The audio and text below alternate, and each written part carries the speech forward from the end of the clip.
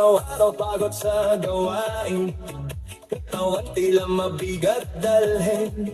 Ngunit kapag tupog ay narinig, lahat biglang nagiging magaan. Mga paa kung saan gumagalaw, kamay sabay na ipinataas. Habang tumatagal ang sayawan, lalong gumagaan ang pakiramdam. Bakit sumba? Ito ang sagot.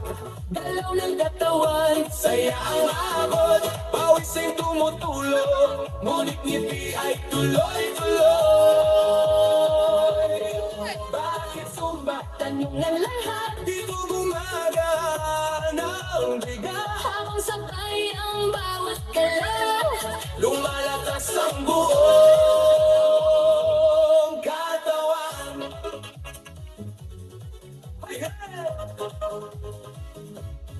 Kapag sama-sama ang grupo, mas nagiging masigla ang galaw. Sigaw ng saya sa paligid, nakatahawa sa damdamin. Puso ay mas nagiging matatag, Hinay mas nagiging malalim. habang tuloy ang bawat galaw, lakas ay unti-unting dumarami. Bakit sumba? Ito ang sagot, Galaw ng katawan, saya ang abot. pawis ay tumutulo, ulit ngiti ay tuloy-tuloy.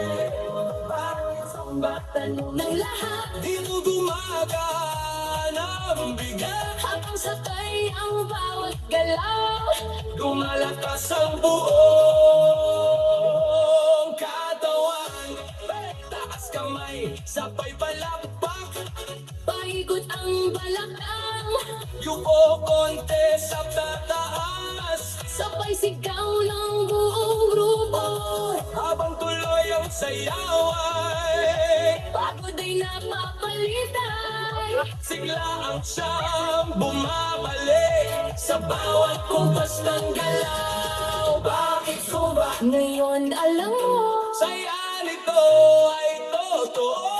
pawis man ay tumadaloy.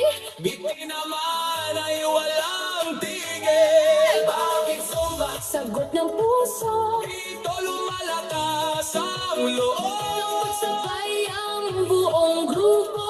at masaya ang bawat galaw.